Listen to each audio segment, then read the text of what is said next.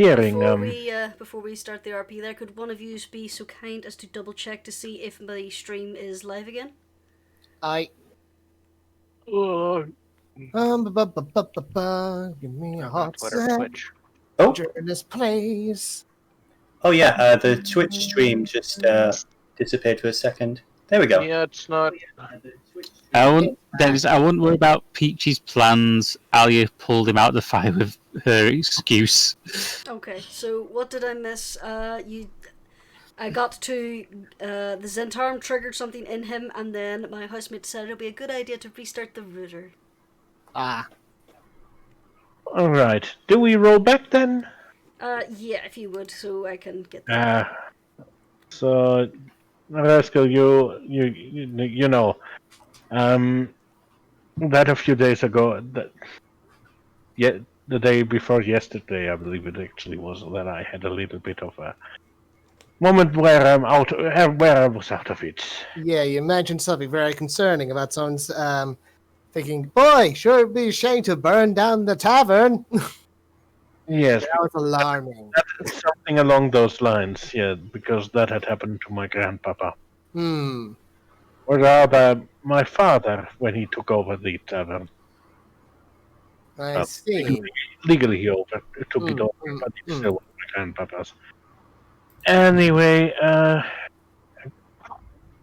was a racketeering scheme, protection money. Oh, it would be a shame if your place burned to the ground, this kind of deal. Well, the guys who did it claimed to be part of the Zentarum. A legitimate service provided by a legitimate organization.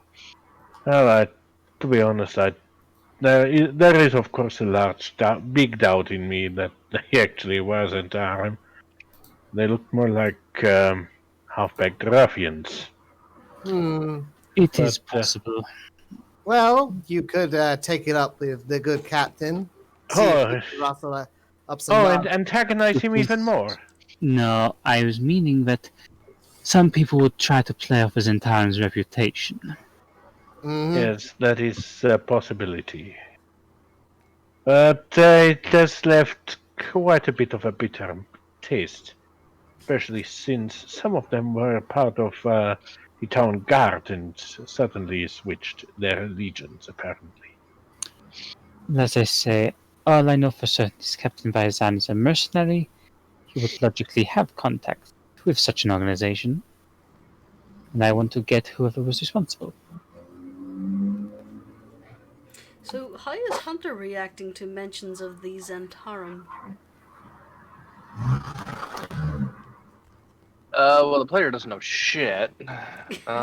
Basically, D&D Mafia. Yeah. I can actually give you the very brief potted history if you want, because I'm a nerd for this faction. The long and the short of it is they have been around for nearly 100, possibly 200 years on and off. They kind of started as like minions for this insane wizard or something, but they ended up evolving into their own mercenary group. They do have kind of a spotty history. They tended to hire a lot of, sneaky rogues and insane wizards and shit like that. But in recent years, they have, I know, Mads, they have actually been making efforts to improve their reputation, and they are really pushing the legitimate business side of things. But, with you being a spy / warden, someone who gets in and knows the score, you do know that there is their large organization, and there's probably some shady shit going on, but not as much as what it used to be. This is not an out-and-out evil with a capital E organization. This is a mercenary group. Alright, I'll roll history to see if Hunter has had any interaction with them. Because I'm sure she's heard of them. You would have heard about them moving in. And when they moved in, you were aware of the plague rats. They got very quiet all of a sudden when the Zentarum started operating within the town. They have a reputation of being mercenaries, caravan guards. But you were asked to keep an eye in case you spotted them doing something off and report back. Then again, you've kind of been drifting away from the guard recently. It's up to you how you want to take this information. Well, he's still technically employed by the guard. I think for now she'll just kind of keep it quiet and report on it later. But yeah, you've piqued her interest. Besides, if we're going to judge people based on who they're associated with, well, we all know who I have links to. Yes, the Xanathar Guild, yeah? Precisely. Mm-hmm. I would say this would be around the time that Peachy would be having his near full-on aneurysm due to stupidity coming back down the street. Mm-hmm. So, as I said, as far as I know, Captain Bazan has no official affiliation with this group, but I am certainly probably has some contact. Old friends from his glory days, so to speak. Isn't that Ashford. I'm sorry. Oh, and Ashford, I wouldn't worry about antagonizing Captain Peachy Vizan. I think I basically nearly brought the fury of God upon me when I rumbled him yesterday. So if anyone has to worry about getting stomped, it's me. Oh, trust me, he seems oh. he looks at me Sorry, go ahead. funny sometimes. Given as I him, hand to hand, I can definitely say he's quite impressive. Before they go in, Mads does stop Captain Vizan, or try to anyway, and she goes, "Come." She. I do want to do something that she is trying to judge his mood. To do something, to specifically do something. Captain Vizan looks like he is just barely holding in the urge to stamp on something and break it. Be that a paper cup, a box, a bone, Or a halfling. Or Kobold! or a druid. Yeah. And He looks so at this point, irritated. sorry, go ahead. So at this point, Mads looks up at him and says, "Just have fun with it," and moves to try to wrap her arms around him in a tight hug. Okay. Yeah, he's not. I will say this. I'm not going to roll a wisdom save because he's not as bad as what he was yesterday. He is exhausted and he kind of doesn't have the energy right now. So there's going to be a somewhat awkward pat on Maz's shoulder. And he just says, "Please at least consider discretion. At least think about it first." If it'll help me get our wedding bed for me and Rascal, like we talked about, then I will be the most discretion. I'll be discretion druid. I give you my word. And he will actually... He looks like he's hating every moment of this. He gets down on one knee, and he looks straight in her eye, and he says, "As a paladin of Bane, I give you my word. If you follow my lead, Nod. you restrain yourself from exposing me, and Nod. and if you just try not to murder anyone without letting me know first. He's waiting for the nod. She nods. Mm-hmm. I will do everything within my power to see that bed is yours and Mr. Skyreach's. Do you understand? Yep. And at that, she moves to try to boop him on the nose and then go past him up the stairs. As he's just staying there for a couple of seconds, as she walks away from having booped the Paladin of Bane. Yeah, he's gonna make that wisdom saving throw. I'll be out there until you do it, just in case you grab her. No, I don't. No. Mads went. No, you guys, how do you feel, Jurnis? Mads went. Mads He left? was waiting. Oh, okay. Mads This left. this was the deep breath. 1, 2, 3, 10. Ah!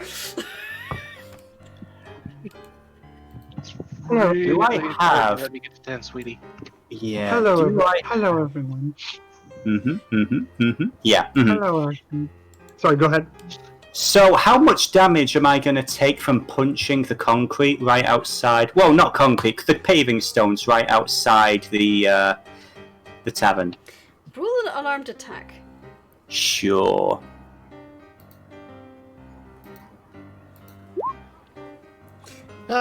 You take 4 bludgeoning damage.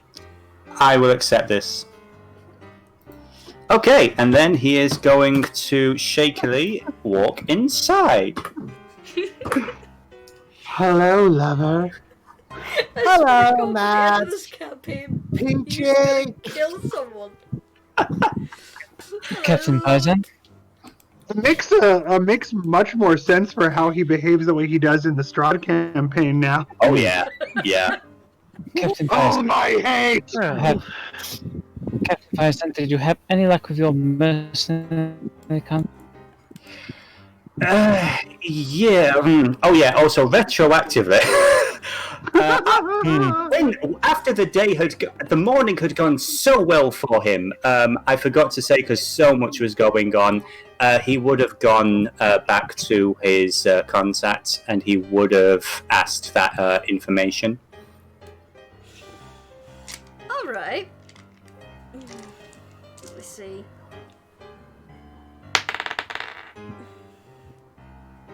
Alright. He basically said, give him a few hours to run inquiries and then come back. Okay. Yeah. Apparently, while our associates are asking around, it will take some time, but yes, hopefully we should have some answers soon. Is everyone alright? I saw the fire this morning. Fortunately, none of the other businesses or buildings were affected, but has anyone heard anything since? Well, we know they're looking for Froome, but that's about it. The proprietor of said business.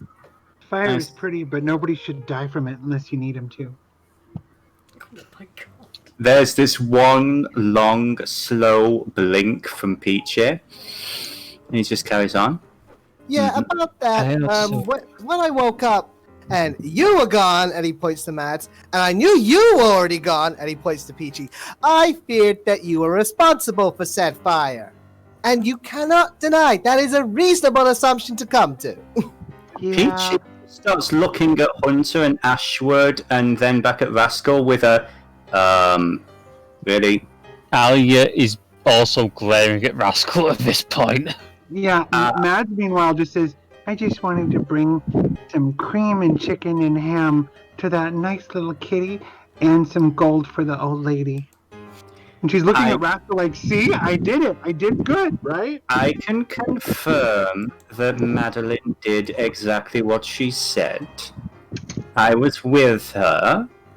She went on a little errand, and we also ran into an associate of yours, a Mr.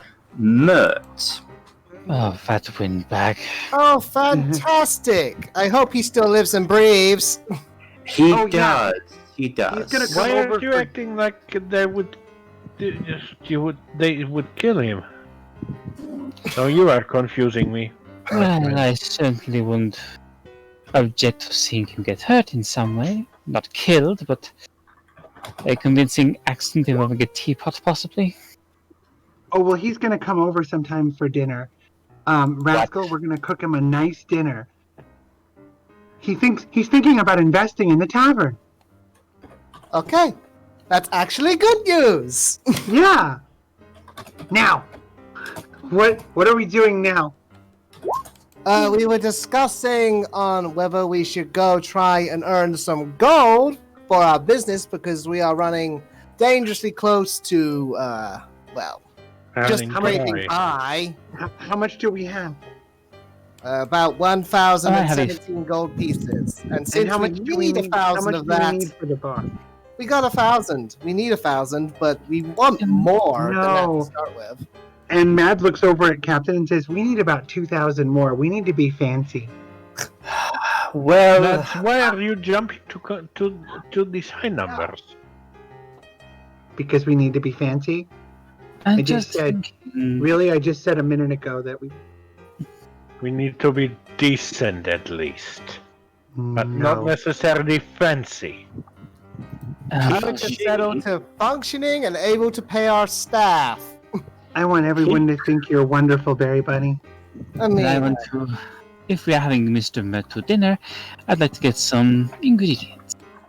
Legumes, flax seeds, castor oil, centipede, that sort of thing. Get a I pot, can- get a pot big enough for his appetite.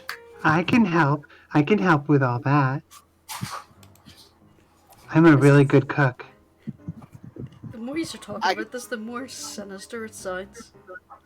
Yeah, Ali no. just keeps rattling off this list of natural laxatives. Okay, I'm just gonna Let's quickly Look into his food. just gonna change the description of my campaign from good to evil campaign. Oh no! I am perfectly fine. No, I'm not trying to kill him. Alia's not trying to kill him, she just wants to make him feel like he's going to die from. No. Does Mads know that stuff? Rule of nature check. Mushrooms are hurt. Oh, nature. I said medicine. Sorry. You would know some of these are not good for the tummy. Those wouldn't be good for him. Those Really? would be made. Those make him kind of sick. Really? I never knew that. Yeah, we have to be careful. We want to impress him so that he can invest. And we just. I want to be really fancy. I want everyone to say, "Wow, Rascal's Rendezvous is the greatest tavern that's ever been or ever will be." She's not even hiding the fact that she knew those things would make him ill. Her sarcasm is so obvious it's dribbling down her chin. Yeah. Let's go. You Let's should go. never expect Alia to suddenly go from, "Oh, that guy sucks," to, "Oh, yeah, let's get him a nice meal." Let's be nice to him, Chrissy Crystal. Anyway, while Captain Vazan is gulping down this bottle of wine he's acquired from the other side of the counter, you hear a loud thump thump thump thump thump at the door. Mads runs to answer it. Where is it? It's the door you're heading towards there. Oh, this one here? Oh, Yep. okay. She opens it. You open the door and you see a short, almost. I had a description in my head, and then as soon as I started it, it just went. There's this short dwarf. He's already covered in flakes of sawdust. He's like, "Alright, he's ready to start the day." Yes. Come on, everyone. We need to get out of here so that they can work some more. We need to go whatever Rascal wants. What are we doing, Rascal? Let's go. We're going to do the upper floors today. If you've anything personal you don't want us to interfere with, go shift it now. She whispers into the ear of the dwarf. Mads bends down and moves to try to whisper into the ear of the dwarf. And what are you whispering into the No, ear you're of the dwarf? not getting your bed from them. I never leave personal possessions anywhere.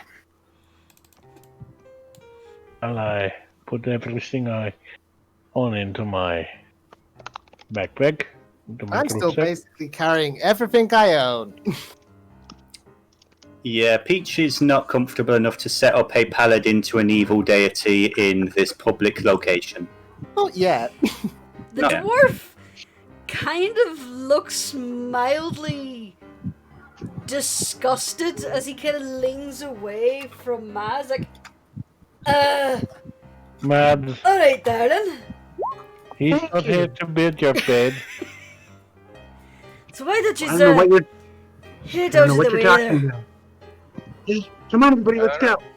As you say that, he turns around, puts his fingers in his mouth and lets out a big, loud, sharp whistle. And you can see, already out in the street, there's a cat in my window. Already out in the street is the work crews again. There's the Alia half-orcs, kind of the dwarves. The Loxodon is already starting to hoist the beams onto his shoulder as one of them goes over to open this door. So, Well- they're essentially removed from the worksite for the day. Alia, Yes. before we do, Alia just kind of takes a bottle of peach. She takes a swig and hands it back to him. Roll for backwash. Well, Captain Vazam, what are you doing with that 300 gold you put on the table? Are you picking it back up or are you feeding it to Rudolph? Yeah, I'm picking it back up, and I'm just going to hand it straight over to Mr. Skyreach. Yeah. Here you are. Recent job. Side business. Profitable work, to be sure. It was. But yes, my contacts are looking into that problem. Hopefully they'll be able to get back to us soon. In the meantime, as I say, Mr. Mert is planning on getting in touch with us soon. And he lowers his voice a little bit. I give you my word, I was keeping an eye on her. She didn't do anything to that cat. This time. All right. Your tavern cats are just kind of scattering out of the way of the workmen. All right. 2 or I'm 3 sorry. of them stop to rub at Hunter's ankles before they go out. And they All start right. I'm lounging sorry in the for alley. being immediately snippy, Captain. It's just like I literally just told her yesterday that we should be talking before doing things, and then she runs off. Believe me, I understand. I have done my best to educate her on the value of restraint and communication. Not he looks with daggers, at the back of Matt's head. Not over communication, but letting us know that she's planning on doing something before it happens. You may not believe it after the tension of yesterday, but I actually really appreciate that. Just keep her in trouble if you can. I will do my best. I understand the gravity of that task. Yes! He takes another swig. By the way, he's not slept. He looks fucking exhausted. He has a point of exhaustion. Sure you're gonna be alright today, big guy? Never better. Okay, Lead on, great. sir. 'Cause then I have to ask, can I have a swig of that? I need it. Peachy just hands in the bottle. And the 300 gold. Yep, I've added that to Rudolph, just to speed things along a little. He's looking happier now. And so am I. He's looking very happy. He's a happy little piggy. Yeah, Rascal's gonna take several swigs of that wine to start off the day. well, Rascal, where to? The yawning portal to pick up a new job, or try to look into these? Well, what your have they monetary called these concerns seem to have been eased with Captain Bazan's contribution. Yeah, we got a couple hundred gold now, so we can go sniff around the House of Inspired Hands, I think it was called. Yeah, let's go find out who's setting off explosive magic around our tavern. Yes, inspired. Okay. So, Alia and Hunter, you would know where this place is. It's in the Sea Ward, and it's one of the... not one of the main religions in the area, but it's one that's mostly frequented by gnomes and dwarves, because Grond is... he's the god of clockworks and artisans. Oh no. Gnomes. Many gnomes. Oh no. I'm just saying, the House of Inspired Hands does sound like a place of ill repute. I mean, come on. Yes. I mean, my hands are very inspired when it comes to maths. Pain.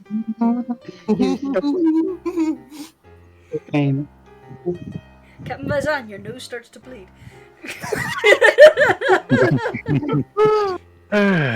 Are you okay? It's just like that scene from Dragon Ball Bridge where he's just kind of standing there and his eye just suddenly turns red and a little bit starts to draw his nose. It's like, just an aneurysm. Pure stupidity. Wow, I didn't realize you're that dumb, Vegeta. Okay, that is an extra 4 points of damage to Vizan.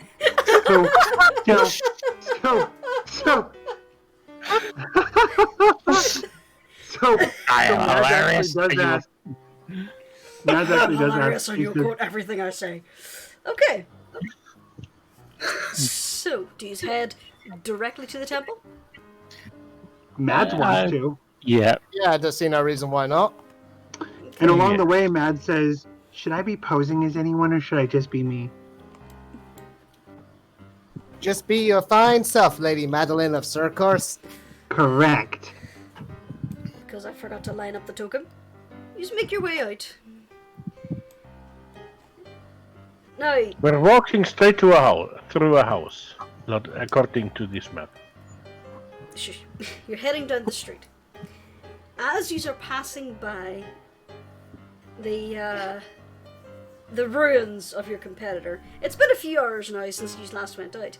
You can now see that the guards are now removing a wrapped humanoid bundle from the ruins. Oh, great. I'm sorry. Do you continue on? Yeah, Ali just goes, not our problem. Right, that's very sad. Only Peachy knows what's going on here. So, Just saying, Rascal's kind of torn. He kind of wants to press on, but kind of wants to like stick his nose in. Roll a d4. Odds do one thing, evens another. Yay! Even he'll carry on. okay. Ignorance is bliss, my friend. Yes. So, you make your way on out to the town, down the main thoroughfare for a little while, and start moving on.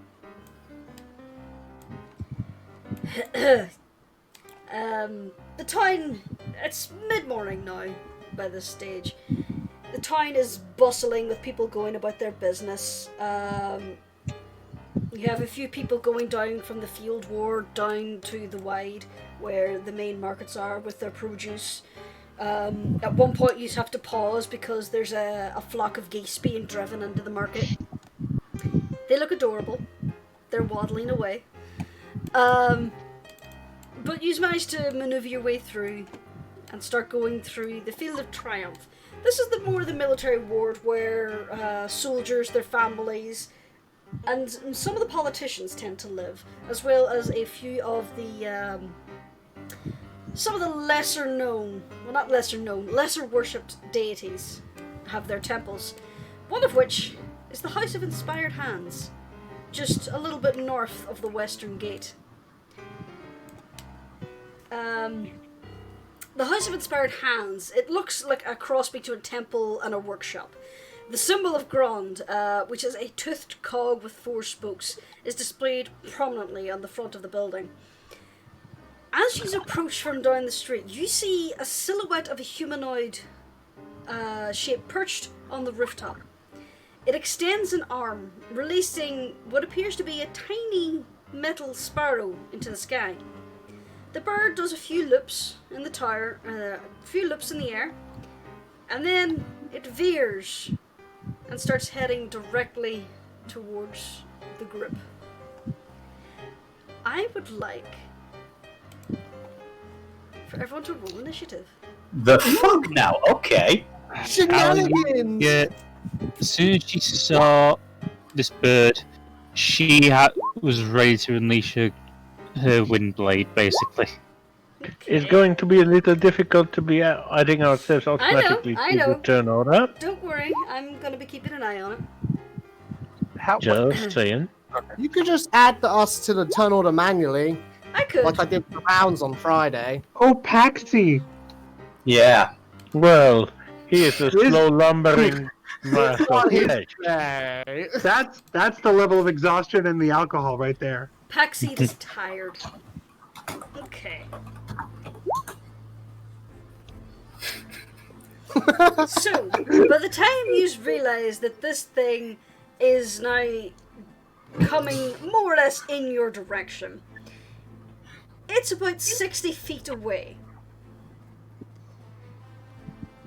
Alia, what are you doing? How far is the figure? The figure it's on a roof. It is well out of your range. I mean, is it say 100 feet away to the building where it stood? The top of the building, I would say it's between 250 and 300 feet away. Right. Alia is just going to straight up start pegging it towards that building. Okay, full dash. Yeah. Alright, you make it to your full 60 feet. This little metal sparrow is now somewhere above your head. Did you say a metal sparrow? Yep, that's what it looks like. Okay. Next up in the turn order, it's going to be Mads. Your Well, companion Hunter. has just sprinted. Sorry, what? Hunter first. Oh, Hunter, sorry, Mads is Hunter. 11. So Yeah, I your didn't know if mine companion showed has up or not. just sprinted away from you, Hunter, and this thing is about 60 feet away and is just a few feet above Aya's head. Also, Rascal hasn't rolled initiative. Oh, wait, he has. 7. Yeah, Yeah. Not quick boy today. Oh, you're wonderful, Kubur. Oh, I meant Rascal. Oh, I am slower than you, so that is one thing. Alright. Rascal's tired too. Now let's see how fast this kitty can move.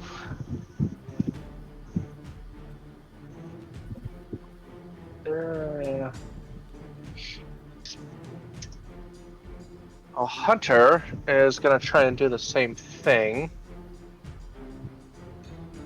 Going to run and sprint. And then... Okay, you said the bird thing was right under Alia now? Yep, Or right so over? it's 60 feet away from where you were standing. Okay.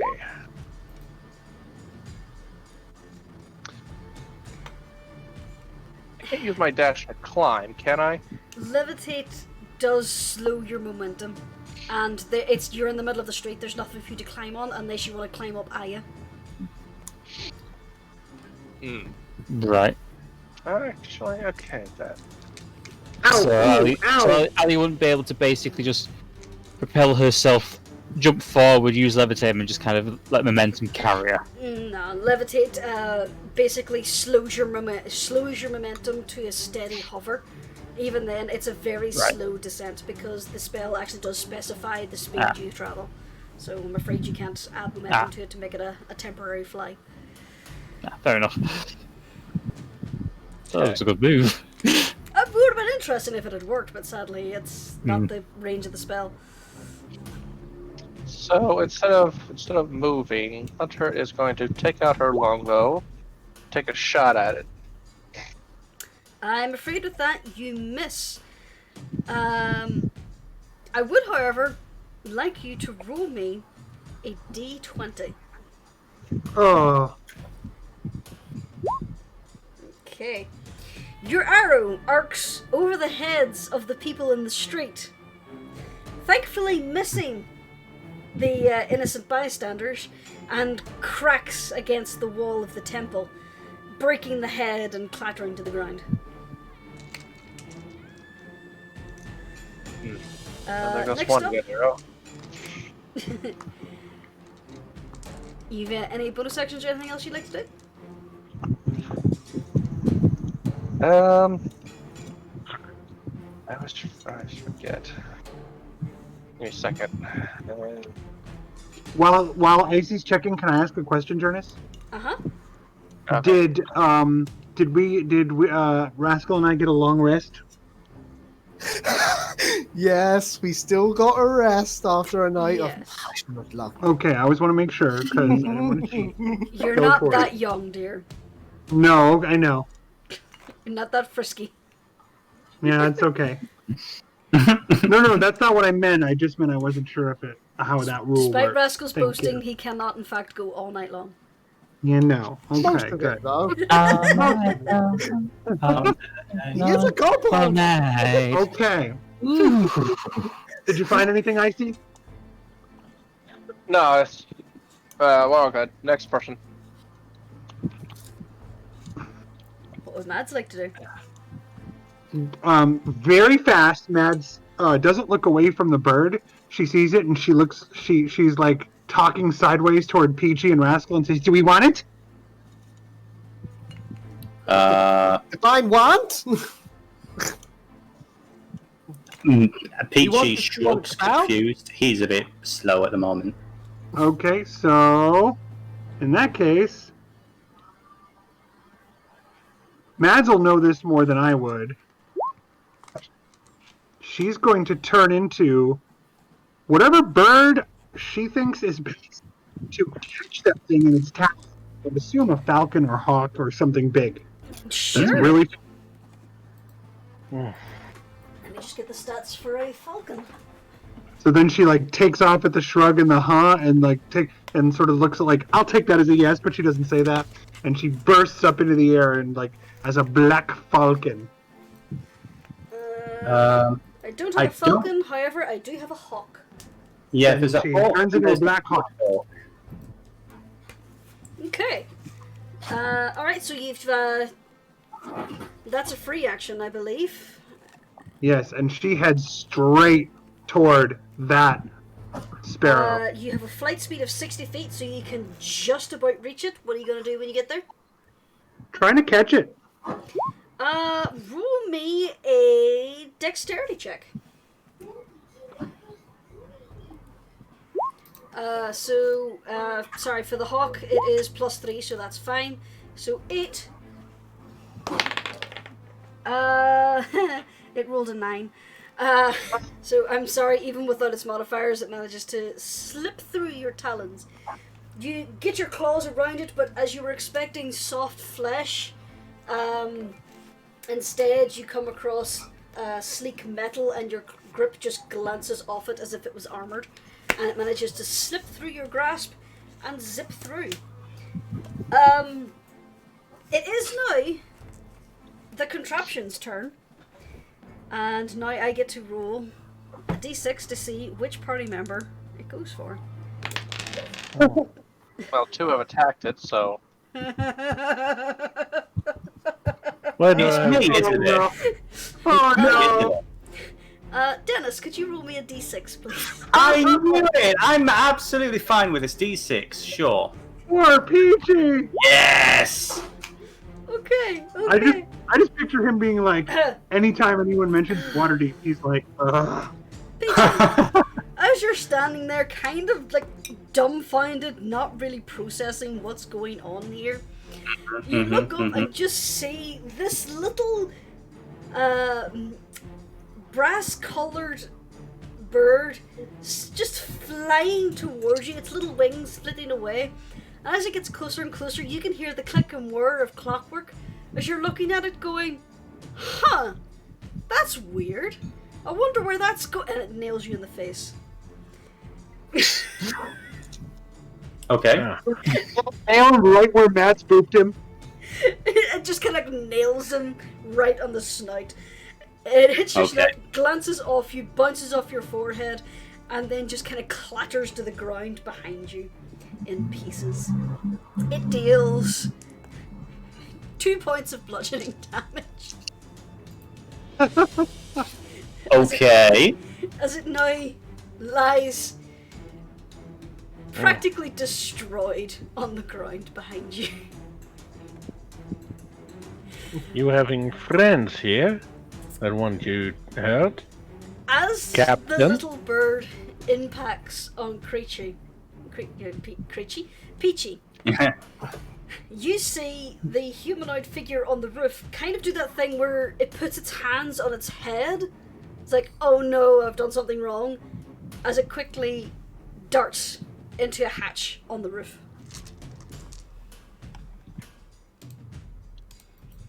Okay. Noted. Peachy will remember this. Is it Peachy's turn? Combat is over. Well, that was a thing. Ali just got still a full pelt. So you say, DM, you say the combat is over. Oh no. So bear with me one moment. Let me link that in the VT.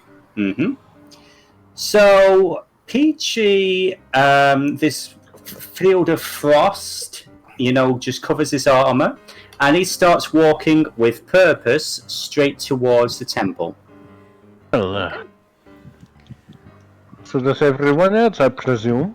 Well, Rascal would like to pick up the bits of the contraption. Ali is already Ali is about, I'd say she's more or less there at this point. She's just pelting towards this place. Yeah. Alright then.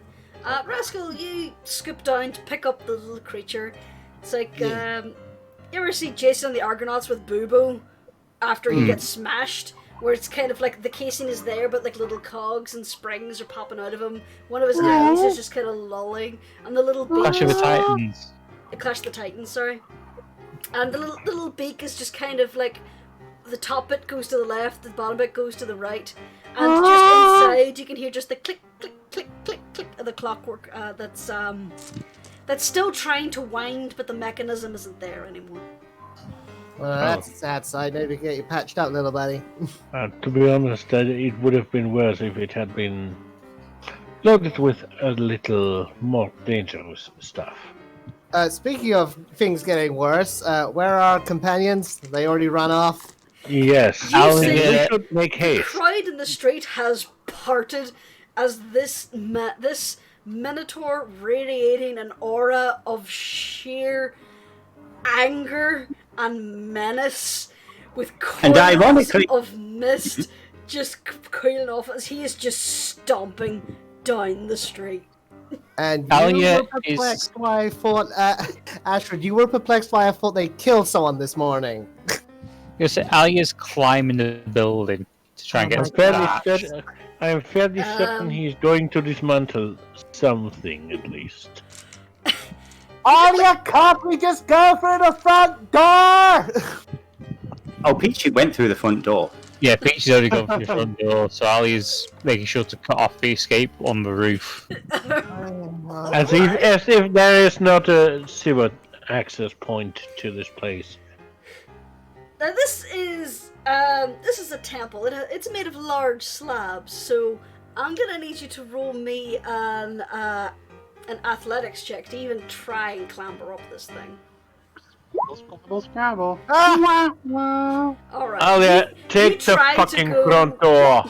You try to go full Assassin's Creed where you run up the wall and you go to grab at a ledge, but then you realise that that's not a ledge, that's actually just a swirl of dark of a dark vein in the marble, and there's not actually a shadow there, so you just kind of slide back down the marble facade of the building, and you're just kind of staring at your mild reflection in the shiny marble. As you start to hear the whispers of people calling, what's wrong with her? Is she fucking mad? She's trying to climb the building. At this point, she just growls, casts Mingle with the Wind, and basically just pulls herself up. So you start... Yeah. She Spider-Man's up there, basically. Now I have a question. Movement speed of levitate. Go on with your question there while I look this up. Mads comes down, still in her bird form, and pokes at the hatch. Does it look like there's any gap whatsoever that a tiny bug could go through? By the time you get up Or is there, it the hatch is now closed. You actually roll me a perception check. with her magic hawk eyes? One moment. Let me get the hawk stats again so I can look at the stats for that. Perception is +4, so 9.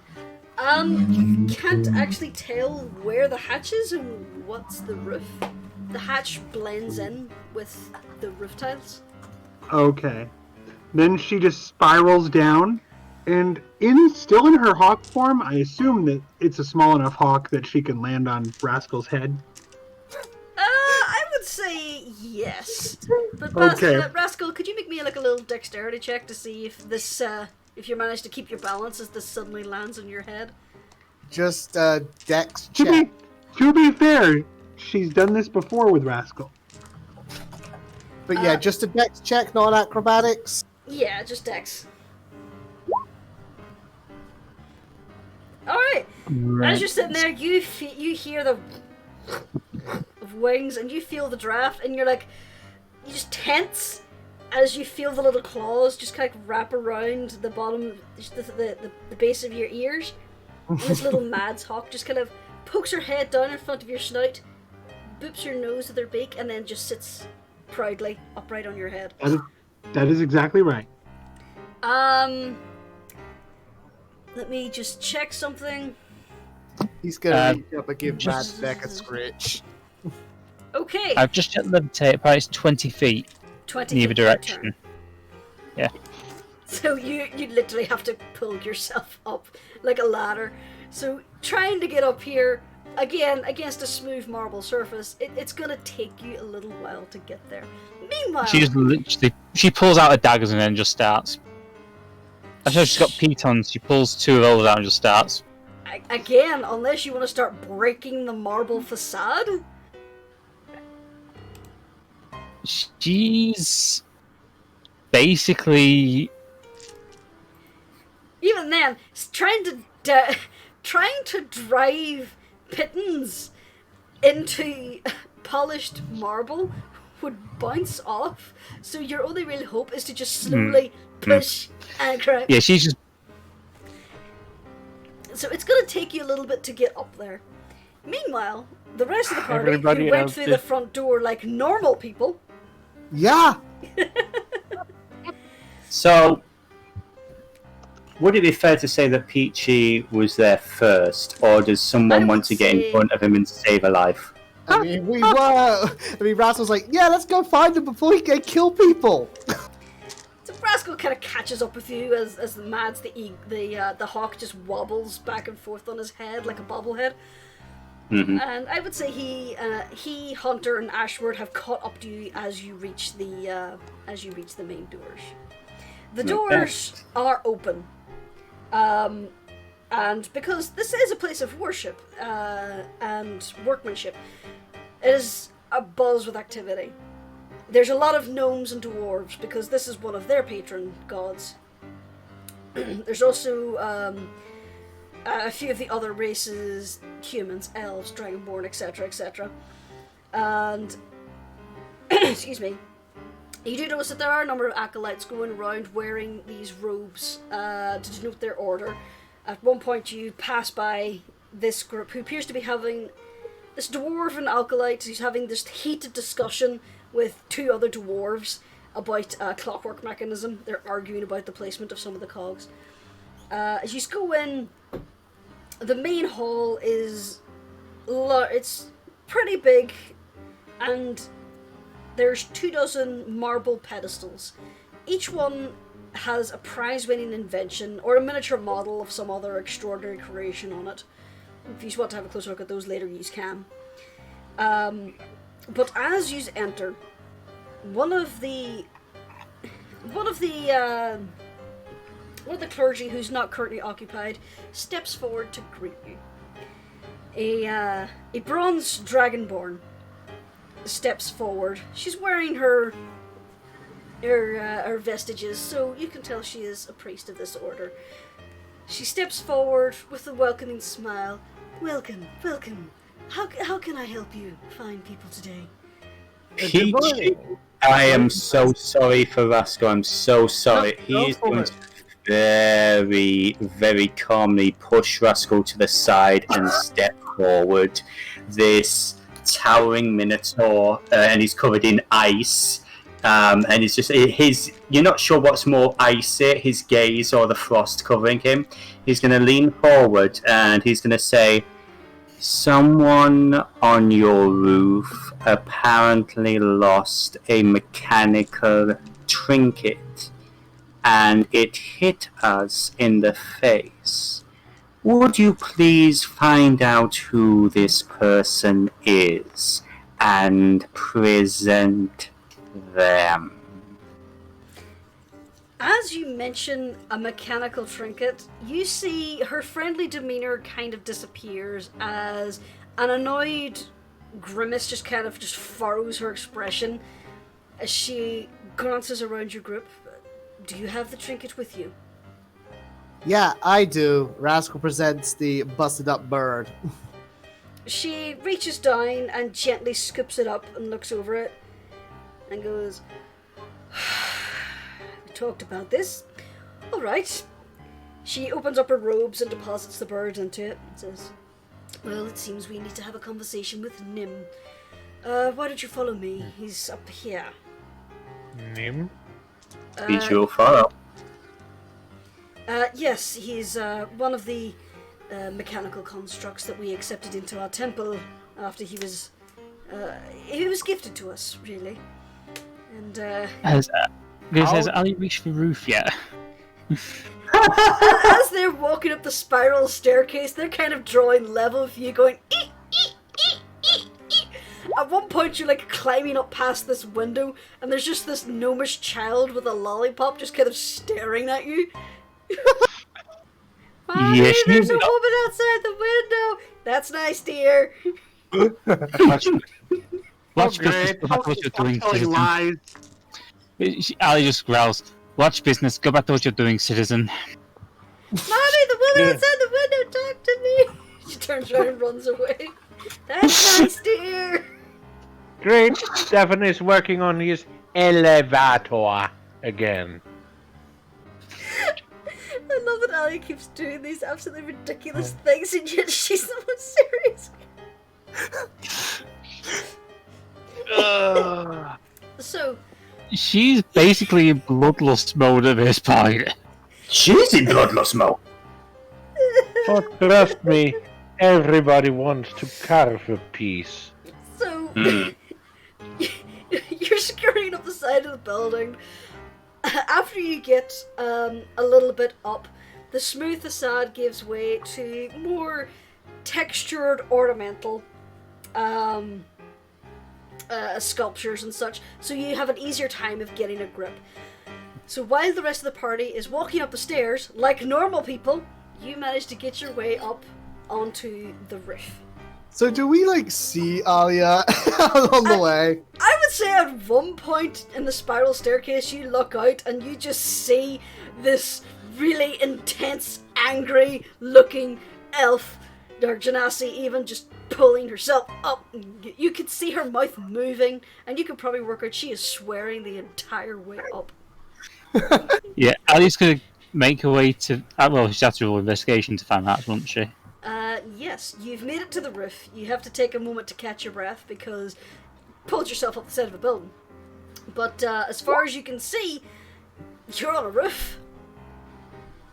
And you look around. There's a lot of roof tiles here.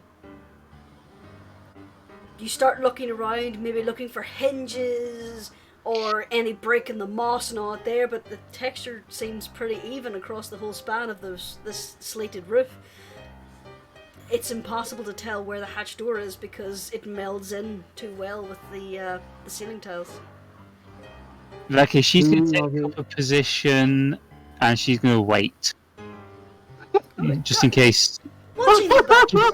Why do I have the feeling that I am going to be the one who's putting his face out first and gets a nice shot of really cold air? I'd just like to say that as we were passing Isla while just taking the stairs like normal people, Rascal would like just cheerily like rap on the window if there is a window and just like wave with a big shit-eating grin. Like, bye! By the time you get up,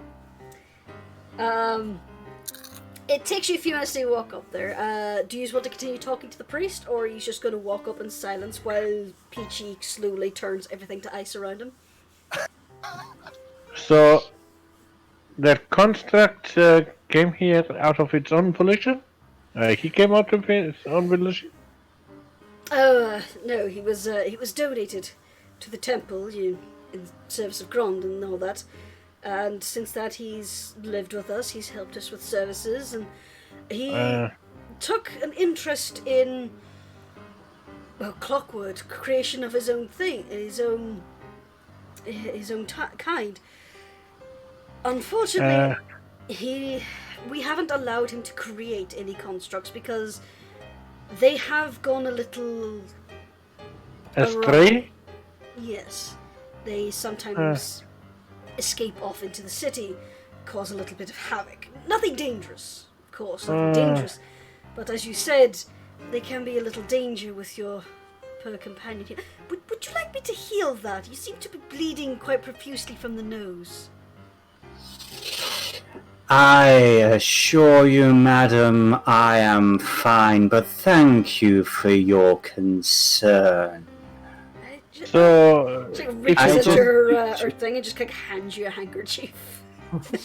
So, if you don't mind me asking, who was it that gifted him to you? Oh, he's been here for years. I'm afraid it was before I entered the service of the temple, so I can't say for sure. But he has been here for quite some time. It would really be useful to know who donated him, just in case there has been anything going a little bit awry since he's been here for so long.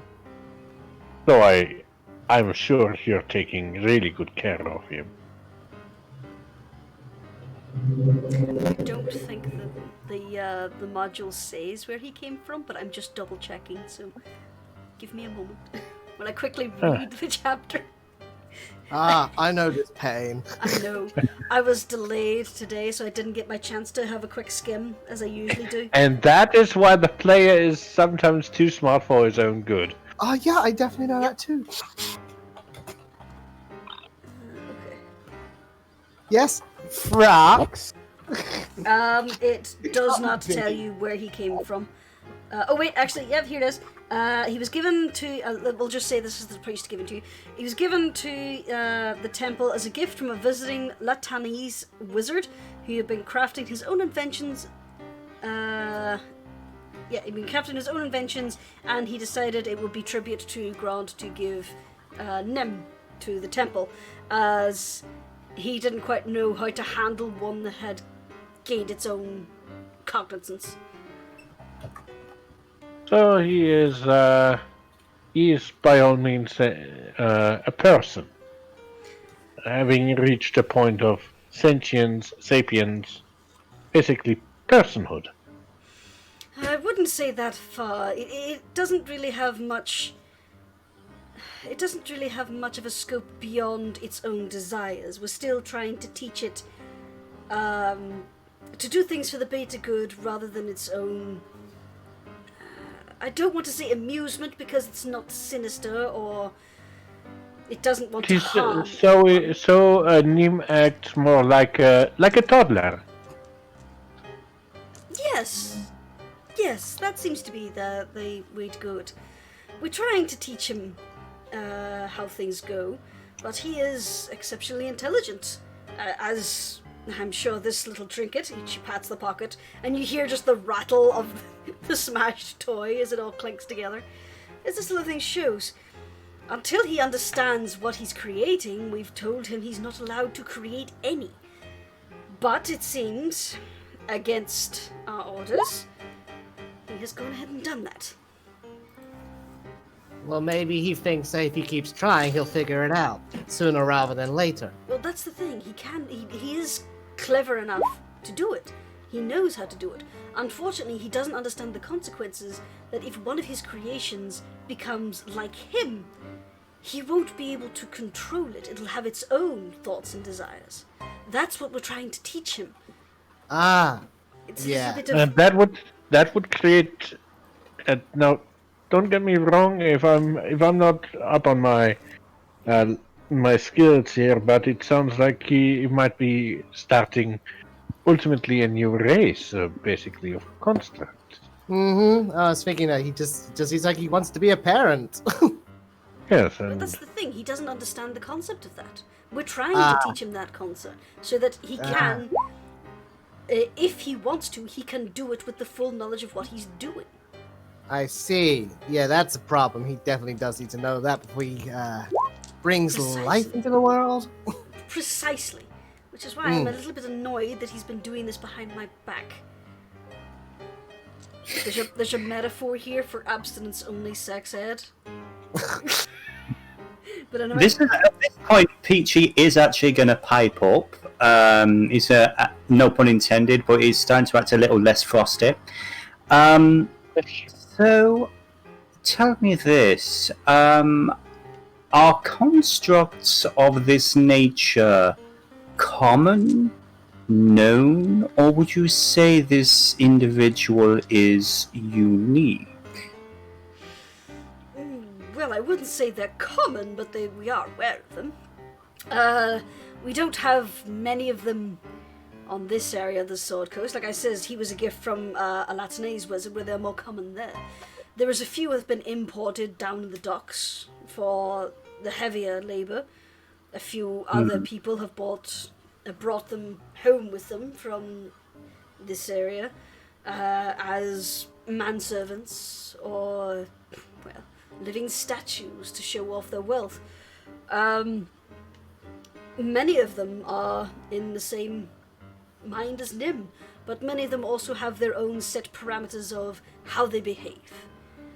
Nim doesn't have those, so we're needing to teach him as we would teach a child.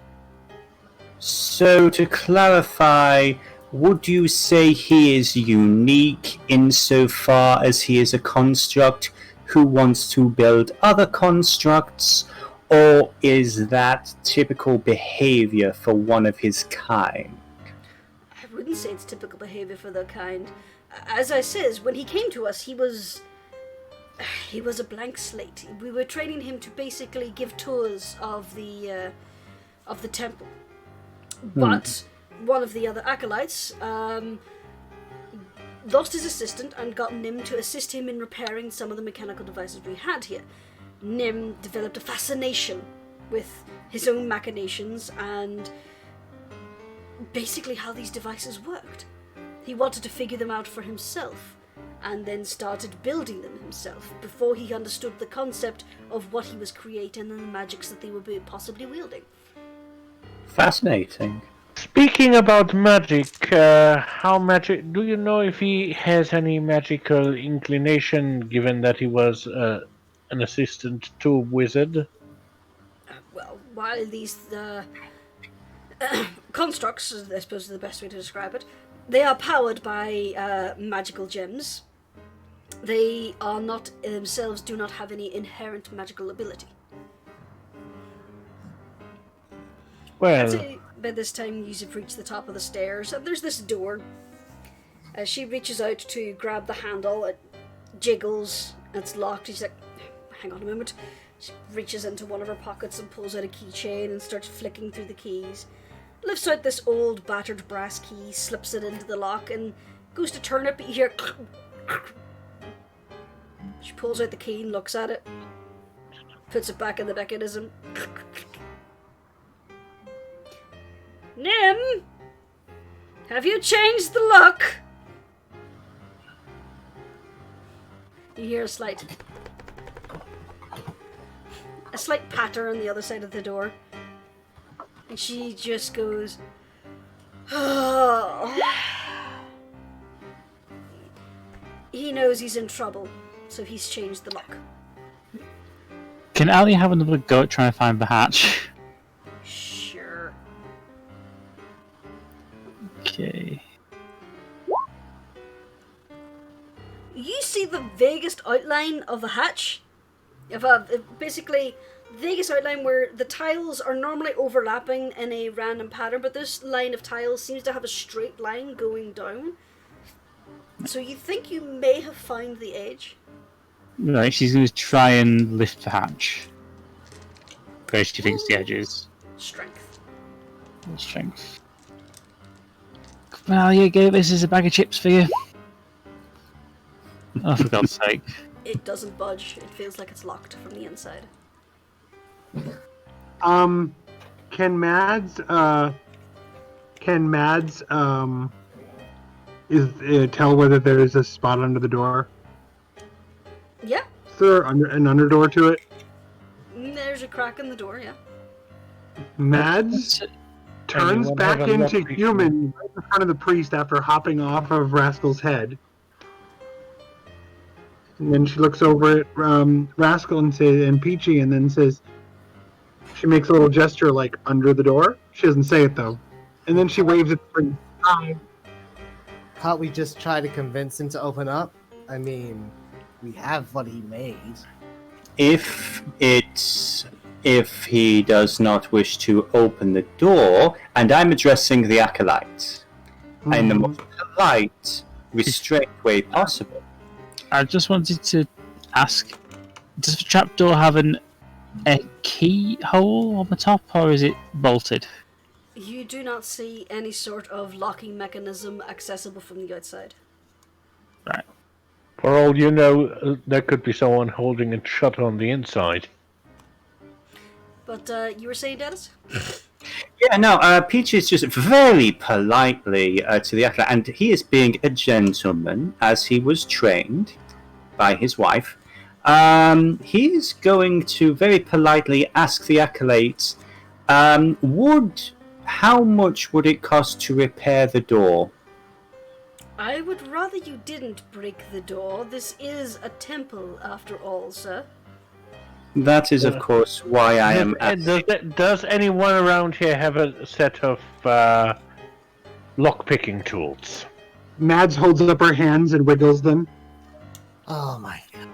The one person who has lockpicking as their skill, and she's on the roof.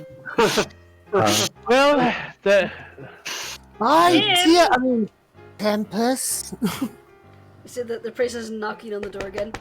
Nim, darling, you need to open the door. Now he probably knows. Nim, how else are we going to return your lovely bird to you? He's banged up pretty bad. He needs help. Ali is going to try the trapdoor again. Rascal, would you Yeah. roll me a persuasion check? Good See, job, how, Brad. how hard is it, guys? Really? Persuasion. Okay. As you call that out, you listen for a little bit and you hear just the thud, thud, thud, thud, thud of footsteps crossing the room. And then just all these locks going out the door. And the door finally opens and you see this small humanoid figure with a detailed brass faceplate that has some intricate carvings around, giving it an almost human expression Mm-hmm. with a detailed filigree that gives it the impression of having a small goatee. As the little creature stands in the doorway and just kind of has its head hung low, like a toddler who knows they got in trouble. Aww. I think Ali's going to try the trapdoor again. Of course she is. Roll strength. So when we say small, are we talking like gnome small? We're talking human. It's about Huge small. maybe just under 5.5 foot. Meanwhile, on the other side of the room, you see this broad wooden hatch that has been barred with a heavy plank suddenly start rattling as you hear the muted swearing of your companion.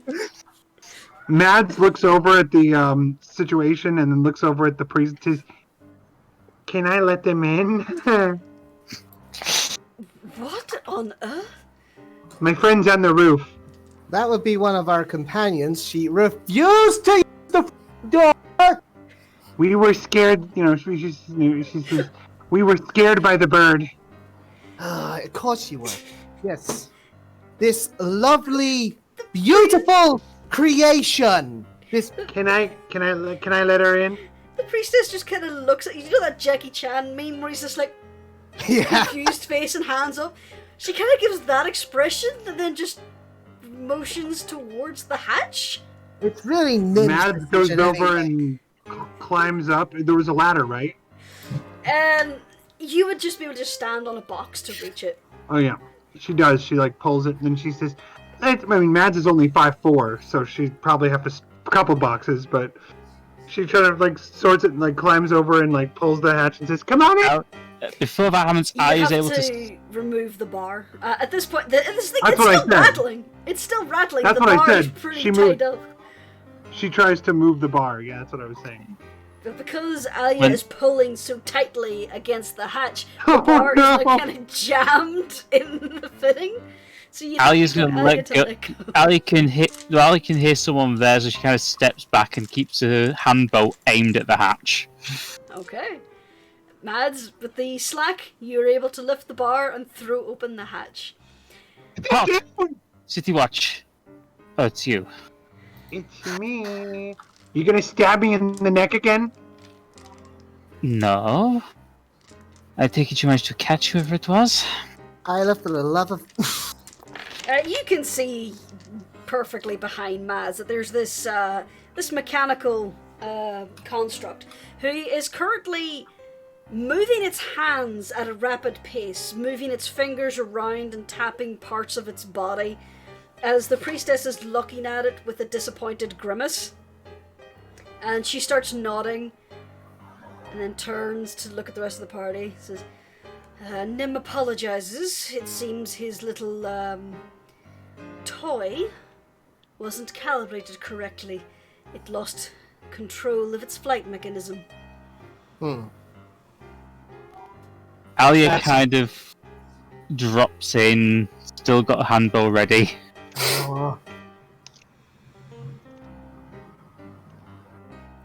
Is that really necessary? And it comes flying towards some two members of the watch. We tend to be cautious. At this point, Overly cautious. she does put the handbow away at that point, though. Evidently cautious enough to scale the side of my building. Which was unnecessary. Considering we didn't know That where went through. they were going to run to, it made sense. To it all. Mads is now looking at these things, and it seems to have just connected with her that she's looking at artificial life. Now then, as Nim has apologized, I hope that is satisfactory for you, Mr. Vazan. Here, I apologise. I was a little bit distracted on this end. Did Nim actually go up to Vizan and apologise himself to his face? He's Nim mute. hasn't said anything. He has been using a series of gestures. A rudimentary sign language. Okay. Alia is going to reach into one of her pockets and pull out a piece of paper where she's made a drawing of the necklace of fireball. Okay. And she kind of holds it up to Nim. Do you see recognize him- it? His little head turns over, and you see like these two, like sliding irises just kind of close like the shutter of a camera as he blinks at you twice. His head tilts, and he turns to look back at the priestess, and his wee hands start moving again. The priestess nods at him. He doesn't understand what you're asking. He doesn't recognize the drawing. So he hasn't seen an item that looks like this. She turns to look at the Nimblewright, and he shakes his head. Yesterday, she kind of... Was she actually told what time the explosion was? It was around midday. Around about midday yesterday, there was an explosion in Trollskull Alley. Witnesses reported a creature that, based on description, sounded like a Nimblewright. It used a necklace of fireballs, and it killed 8 people. The priestess kind of solemnly nods her head. Yes, we heard about that. One of the afflicted was a frequent donator to our temple. Are you saying you think Nim was involved in this?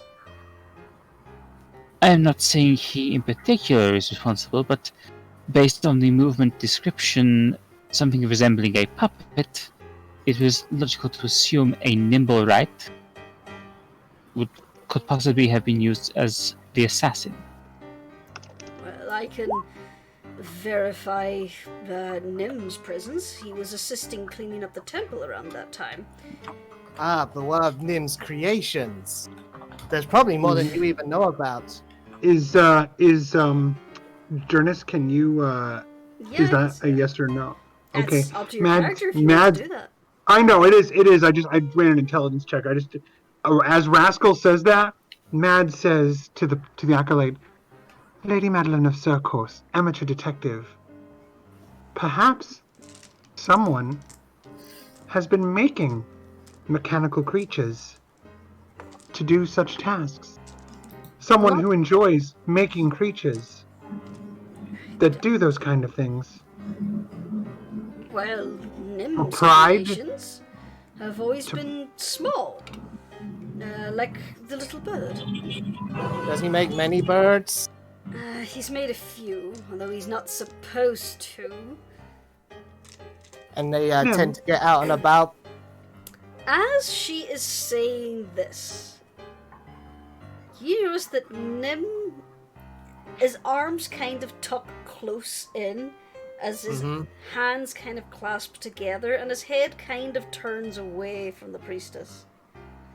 Nim? Hi, I'm a I'd like- detective. I'm sorry, go ahead. I'm so sorry. I was just saying, while this is going on, the GIF that I posted in Dice&Dolts, that is kind of peachy. He's just, without the growl, he's just like looming. And he is not taking his eyes off this construct. And I would like to make an insight check while Mads is having a little conversation. You are all Sure. terrible people for terrifying this robot child. Mads, while you're doing that, do you want me to continue or just wait? You're not sure. You've never had to try and read the expression of an expressionless automaton before. Mads, meanwhile, says, I'm sure many, many people would enjoy the things you've made. I'm sure you'd be very proud, especially if someone challenged you to make something that could run across the rooftops, that could hold things in its hand and throw them. Wouldn't you? And Mads is trying to be extra creepy. Ali, meanwhile, is kind of just got to the acolyte and just goes, as I was saying, we have reason to believe that Nimblewright was used as the assassin. Do you think of anyone who could have the resources to build a Nimblewright? who would Especially if they had help have from access, someone who's an expert in who building would them. also have Mads, access to Shut this your sort of gob. magical item. Magical items wouldn't be our purview. Creating a nimble ride, yes, some of our acolytes would probably be versed. We haven't been able to create a functional one ourselves. This is, again, a Lebanese art. All Nim's creations have been tiny. And that narrows the see. possibilities. And as she says So- this, Nim kind of makes a tiny sidestep away from the priestess. Nim, You're among friends. You are among friends. You created something a little other than just birds. And Mads at that moment says, "Show us." Please. Yes, please. We would Show like us. to know what you make. Your impressive skill. Otherwise, everyone in the temple could be blamed. Every person you care about might get in a lot of trouble. Much more than you'd get in. And she gestures wide and says, "I know you wouldn't want that to happen. I know you wouldn't want the guard to come and tear the temple apart, looking for evidence. I know you want to help. You want to take pride in what you do, don't you?" Are you trying to persuade or intimidate? Yes. She's intimidating. Choose one. Yes. Alrighty then. Queen of evil. If a construct could sweat, Condensation. Why do I? Why do beads of metal bits fall out? condensation run down its faceplate? It's Tell us, or everyone you know will be jailed. shutter-like eyes kind of flicker, like a camera taking several photos at once, and it kind of turns and looks at the priestess, and turns and looks at the lot of you. Takes a tiny step away from Mads, and then raises its hands up and starts going into a rapid-fire fluid gestures of its rudimentary sign language.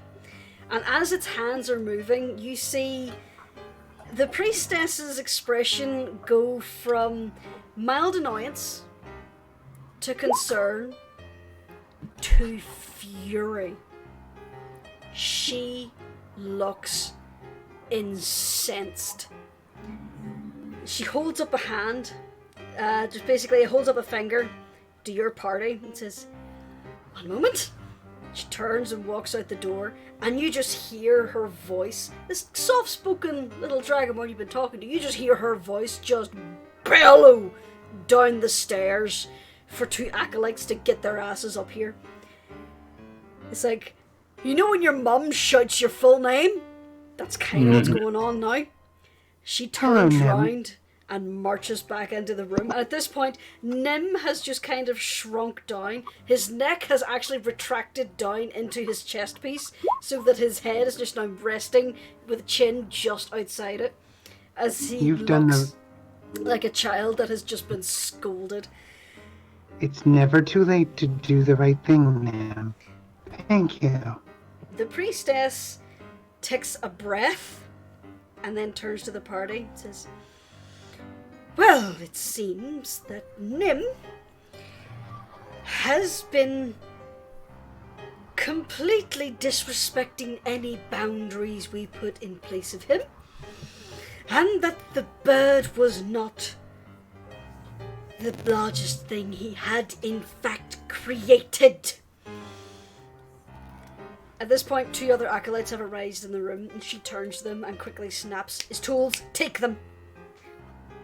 As the two acolytes just quickly, with the stern voice, they go over and they start gathering up all these spanners, screwdrivers, small electrical implement or magical implements and all that there into a toolbox, and they just take them away, leaving his workbench, which had been cluttered, now completely devoid of tools or gears.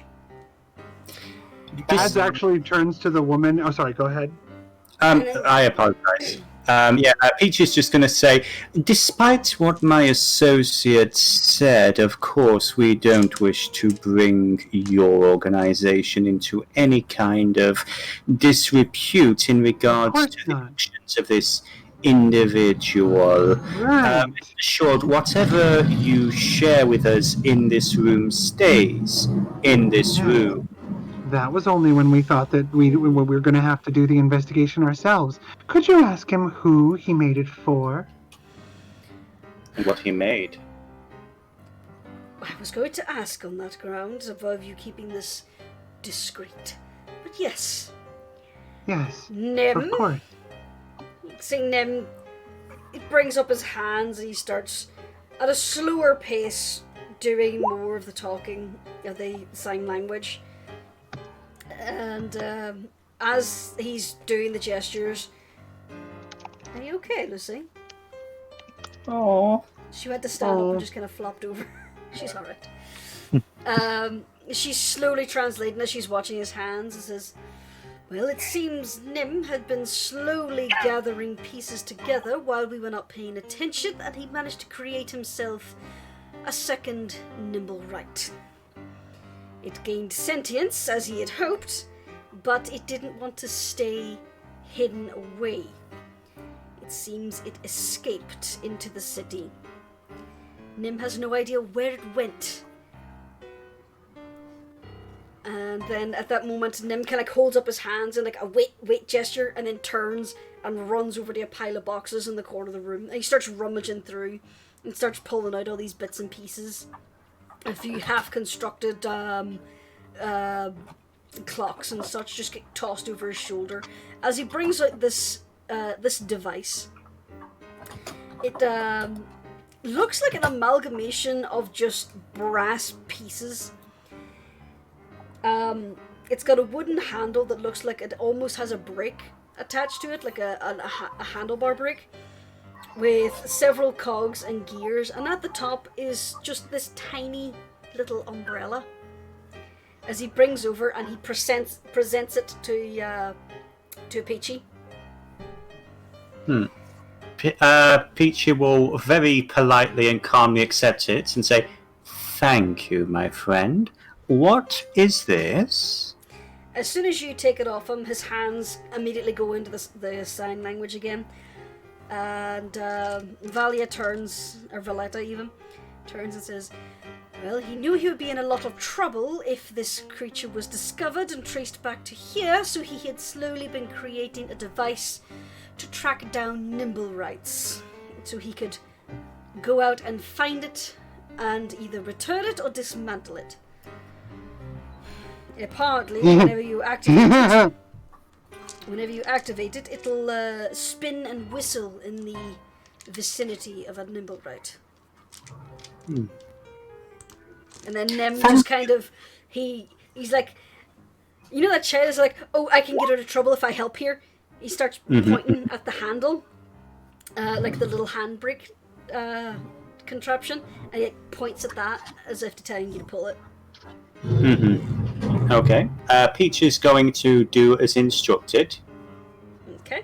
As you pull on the handle, the umbrella starts to spin. Some of the cogs whir and click, and it lets out a not so much a high pitch, but not a painful whistle, but more of a high pitched drone. And it is a little piercing to have next to your ear, so you have to hold it away a little bit. And then he holds up his hands and then runs to the other side of the room. As he gets further away, the pitch lowers in tone. The tone lowers in pitch, and the spinning of the umbrella slows. Yeah, Peach is actually going to move it from side to side. He's going to do like a 180 circle, to see if that has any effect on the detection as well. It seems to slow a fractional amount, but not enough that would be really noticeable. Okay. It seems to have a variance of a foot or two, but as Nim comes closer again, the tone just goes kettle boiling, high pitched, and the umbrella spins madly. Okay, Peachy turns it off and will nod very graciously to Nim. Thank you, my friend. We appreciate your help. He holds up his fingers. It's like five fingers, and then quickly signs to Vidalia as well. He believes it has a range of around 500 feet, where it will start to slowly twist and turn. Nim, can you draw? He kind of tilts his head. Ali kind of demonstrates very quickly. What do you want him to draw? She basically asks him to try and draw what his creation looks like. You see Nim, you hear a set of gears start to click and whir in his head as he reaches over and lifts a pen or a piece of charcoal and goes to a piece of paper, and you just hear the click, click, click as it kind of looks up at you. I don't believe he has that concept, my dear. Not much in the way of artistic vision. That's unfortunate. I'm sure that's something you will adapt over time, my friend. That's a load of crap, Vaizan. He makes like fantastic mechanical creations. Well, you know what I mean. Well, building things is different from drawing things, my dear. Would you be able to ask him to make a miniaturized, non-active version of what he created? I don't think that's wise to encourage that. And no. Besides, delicate model work is not exactly in his purview either. But, knowing his work, she reaches into her pocket and pulls out the bird. As she pulls out the bird, he looks a little excited, and then looks sad again because his tools are gone. You can see how it's pretty crude in the construction. It's the different coloured metals, the different coloured gears, mechanisms. Whatever he has made from leftover parts. So Nimblewright made from leftover parts. Okay. So it will be mismatched. Very well. We will put this to good use. We will be on the hunt immediately for this individual entity. And as we said before, you have our word that your organization will not be named in any way. That's to the point. Is there... I don't mean to give you temptation, of course, but would there be an organization or individual that you would want to be named as the creator of this rogue Nimblewright, if the Watch were to discover it? Quite frankly, I would rather it not be attributed to us at all, but worst case scenario, I suppose we will have to take responsibility for it. However, if you manage to track it down and destroy it, because as you said, it's a murderer, or it's at least facilitating murder, we will pay you a bounty if you bring me proof. Rest assured, we shall be dismantling it as soon as we acquire it. Mads literally licks her lips at the prospect of destroying it. Incidentally, can you think of any organization in the city that could benefit from an assassin in Nimblewright? Well, I do believe it was built with assassination in mind, but there are a lot of people who want them for, I don't know, status symbols. They are very expensive. Maintenance for one thing, and never mind the outright cost. You should see the dock workers, they spend a fortune up the temple getting theirs repaired. But I can't think of anyone who would want one. Well, I can think of a lot of people who would want a automaton assassin, but none who would have the means of acquiring one. What about organizations? I don't know. Underworld people? I'm sure there's some thieves or mobsters in the city who would want something like this. Bad guys, Ashword. Bad Well, guys. yes. I She's a understood good girl. her She doesn't know perfectly. about the underworld. Well, So's Mads. yes, and she and Mads doesn't know that she's part of the underworld. To a degree. She's not. Yes, Mads is a So- good girl. In short, any organization wanting to maintain the little clockwork assassin will need to have a considerable amount of money and expertise. Well, for one thing, they wouldn't be able to bring it here because we would recognize it. I don't know. So they would need to have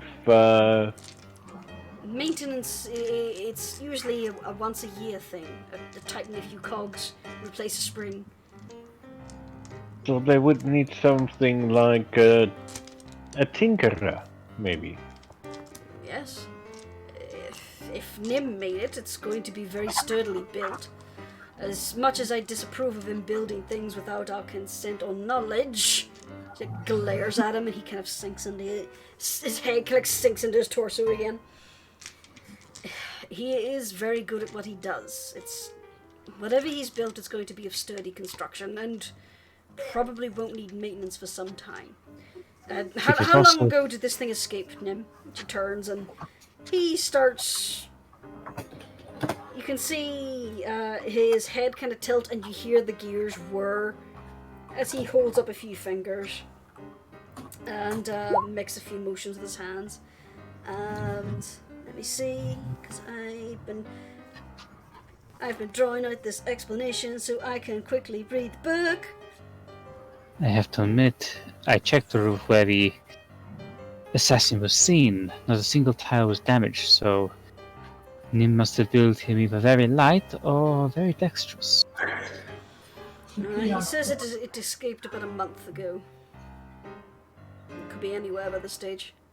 I know, you're not in trouble. It's okay. Mommy wasn't paying attention. At least now we have some kind of idea what to look for. And a way to Evidently, find Mommy it. wasn't paying attention. And a way to find it. Now, thank you so much, Your Royal Religiousness. Okay. I apologize. What is your name? My name. We are the adventuring group referred to as, and I'll turn to our leader. Rascal's Rescuers, they call us. Indeed. I am Valletta. I'm one of the senior clergy in the Temple of Grom, the House of Inspired Hands. A genuine pleasure to meet you. We apologize for coming in a little aggressively. It has been a long day. And Yes. I'm Can sorry. tell you And I'm seem to sorry. have had a rough day, my friend. And I'm If it's, sorry. Go ahead. if you require the watch, inform Medveditu's officers of Fira. Okay, so Officer Zafira is the one who clambered up the side of my temple like a deranged loon. I'm glad I have a name.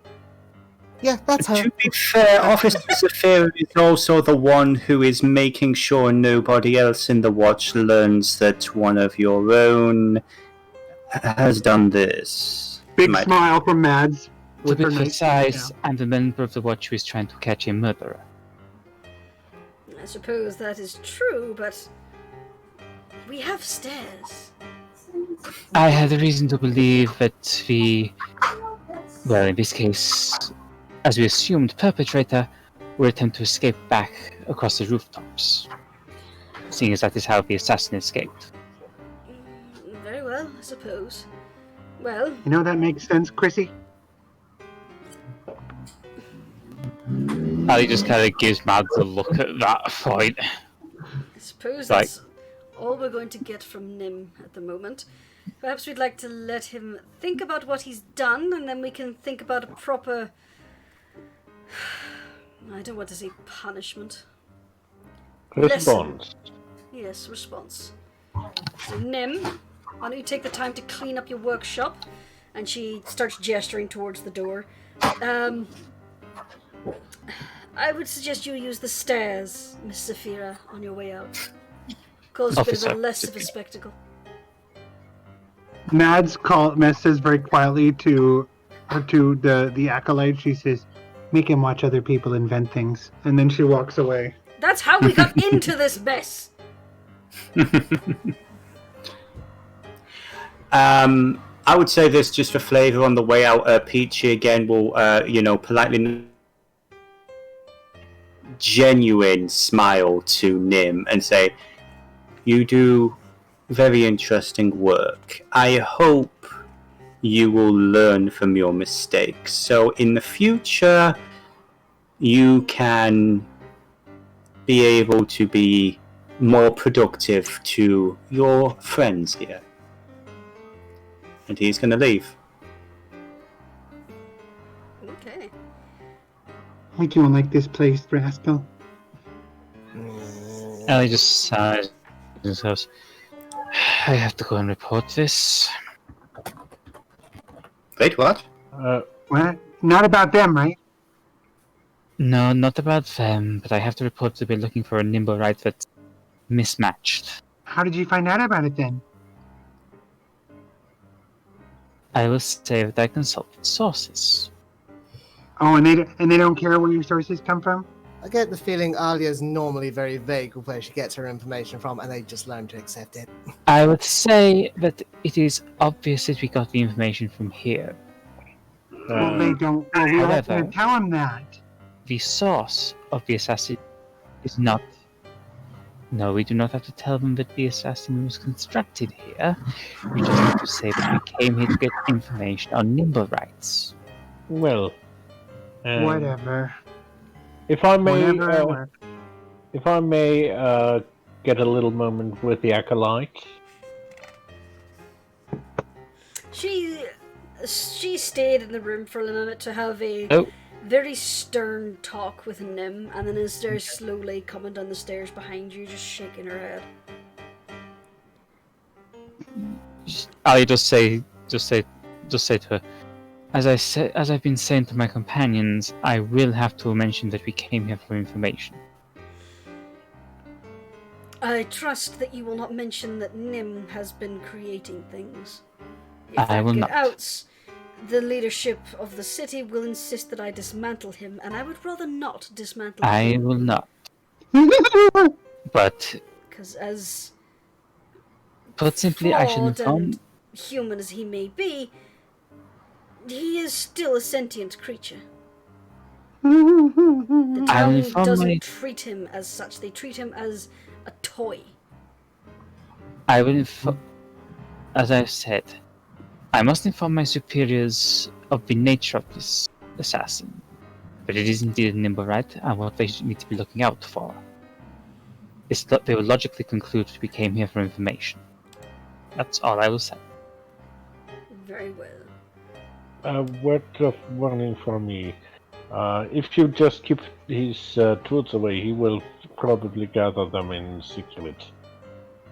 I know more children do very strange things sometimes, and given that he is more child in his mind than a grown person, at least right now, I wouldn't be surprised to find suddenly that tools are going missing. So it would probably be wise to keep an eye on the tools around him. Don't worry, we're keeping a very close eye on Nim. I'm just saying I don't want him to get himself into more trouble. Neither do we want that either. But anyway, we're coming to the main floor, so let's just leave things said that would have been said. And she's finally reached down to the main hall again, This little gnomish girl is like, Mommy, look, it's the lady who's climbing up the building. That's nice, dear. Mom, I'm telling the Did Mads truth. did Mads hear that? Yeah, she's saying it very loudly. As she passes by, Mads gives a very stern look at the mom and says, "She really was out there. Believe your children." Gnome And kind then of she looks just at walks you and on past, doesn't Ali do just kind of- anything more. Ali just kind of gives the woman a look. She goes, "City Watch business." Gnome just kind of she kind of looks like someone who's been told no for the first time in their life. It's like, Yeah. just offended. Mhm. Don't Oh, talk to Karen, me or all my is child good. ever again. She like rushes the child away from your motley crew. Why do I have the feeling that she's called Karen? Ali just got this look of she's got a migraine at this point. And that is why you don't levitate up every building. Now, did Mads hear about the Again. stuff about the? As I said up there, if we hadn't to get away across the rooftops, we would have been stuck waiting for the griffins to arrive. Mads asks. I ask on behalf of Mads. I assume she heard the stuff about the docks and the repair work at the docks. Yeah, you were there for all this conversation. We should probably go look at the docks. Where better to hide one of those than in plain sight? Right next to right in the junk heap. If it was on its own, it's made of junk, so it's probably it'll probably want to be somewhere where it'll fit in. It's probably not anywhere fancy. It's probably somewhere. Now, what do the rest of you say to that? Aren't those at the docks usually made out of wood? No.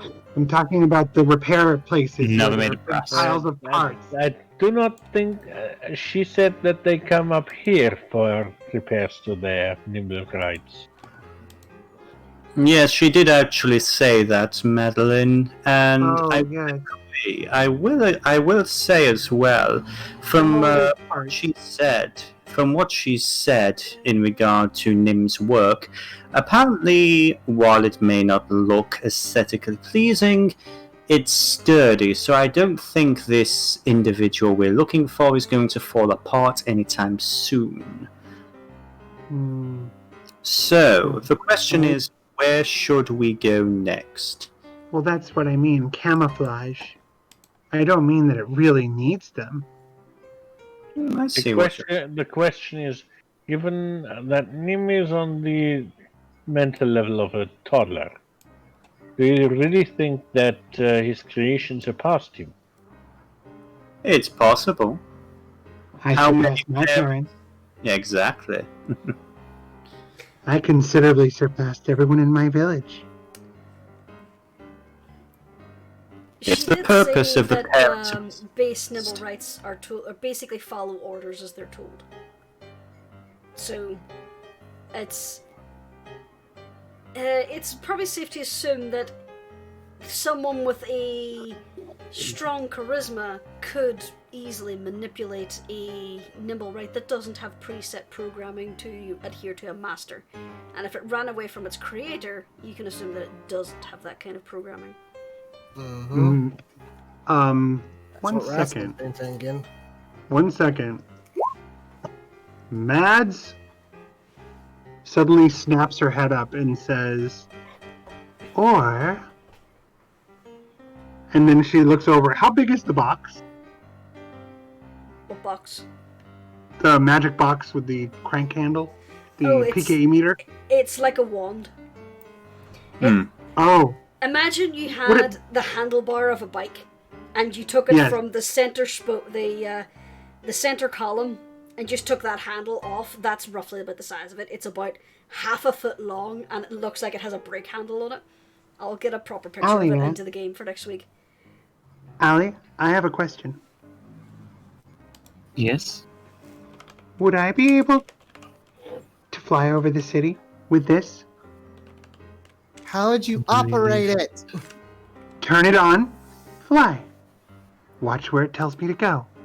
Does it look like it needs to be constantly cranked in order to be active? It Oh, does she need to didn't be connect constantly that. held She's for not. that. Sorry, I She's didn't hear not- that, Jurnis. It does need to be What? constantly held in, like a break, to get it to go. Hmm. So, yeah, Oh, it that's needs to be not gonna cranked. It needs work. to be cranked. There's the image of it in the Dice&Dolts chat. Ah, So it does need to be constantly cranked. It not so much cranked. It's like you need to press it like a brake on a bike. The image of it is there in Yeah. the Dice&Dolts chat, so you would need to So grip she onto could- that. Yeah, But with her Um, talons while she's flying. Could she do that? And you could also drop As it a and break it small into a hawk. million pieces. probably you No, would as a have big bird, like a condor or something. I would say it a would be bird of easier that to size. Your claws would be too big to hold it reliably because I it is would- again only half a foot long. Okay. Love No as I problem. am to say this, why not turn into a giant eagle and have Rascal ride you? And he can operate it right. But, What do you Oh, guys that's- think of that idea? That's Is- a good idea. excellent. yes, and then the griffins come and put him down on the ground because they don't know that he's out there on official That's- business. Which That's is why why I we need to asked go Alia. to the city watch, and I Yes. propose the idea to them. I put Yes. an image of Nim in the chat as well. Aww. Interesting. Yeah. Very interesting. The Conquistador Alma.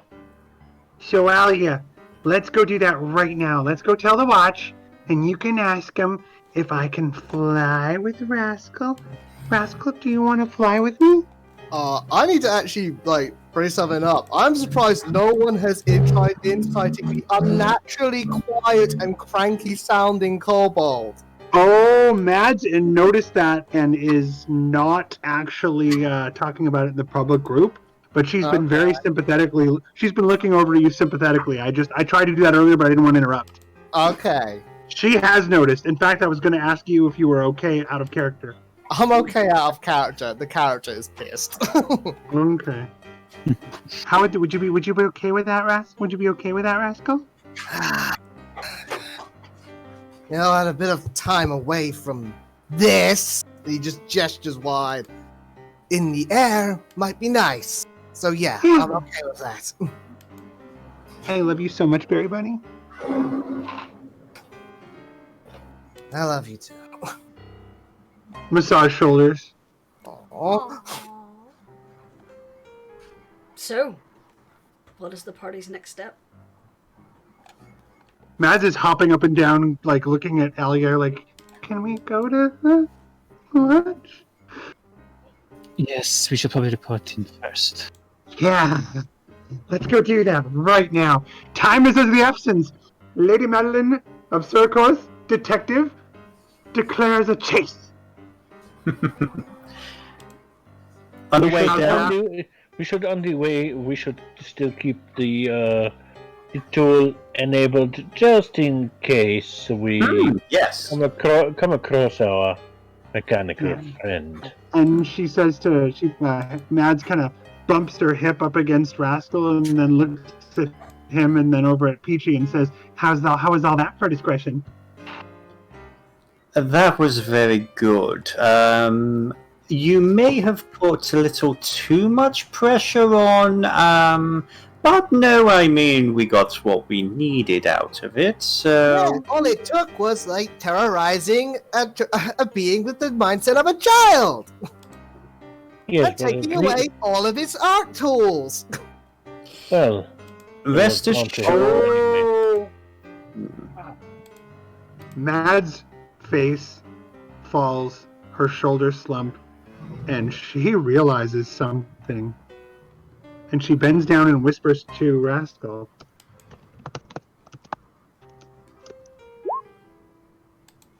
Aww.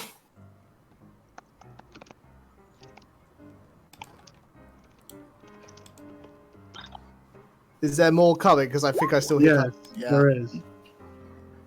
I'll be back in just a second. Okay, Seth. Rascal kind of murmurs and he just goes, well, you know, it's fine. I plan on fixing it myself later too. So maybe we can do I'll that help. together. I'll help. Yeah, I'd like that. Thanks. If I was able to pick up... I'm so sorry, say again? Does Hunter have any opinions of what has been going on?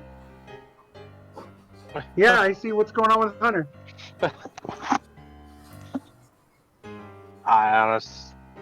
Honestly, I don't know. Hunter's been thinking about Lord Fairwind. Oh my. Really Yeah. distracted. About Lord Fairwind. Oh, don't. Who did Peachy terrorize? I saw your face. I remember the description, the vague description you gave of that ginger tabaxi who I absolutely... Oh no! If you Oh. I can rest assured, whoever that mysterious merchant is that Peachy's never met before and has no idea about, whoever that mysterious merchant is, they're alive. And let's be clear, whoever that was, they were dealing with a Zentarum and they went back on a deal with the fucking Zentarum. So I mean, seriously, what did they think was gonna happen? if you No, seriously, if it turns out that Peachy had done anything to Lord Fairwind, I would fucking hate Peachy too. And next week we'd be playing a different character because I would be happy for Peachy to get fucked over big time. no. Hunter wouldn't kill him. Mhm. He would let's just say make him a guildling. And that trophy would be hanging above the bar. Yes! Yes! Could have happened to a nicer guy. Okay, I'm back. I suppose rendezvous. Kind of ruins the canon a little bit, but anyway. We'll make it work. Well, I mean, as far as you know, him and Yastra never have kids. Well, usually cutting off someone's balls does ruin the canon.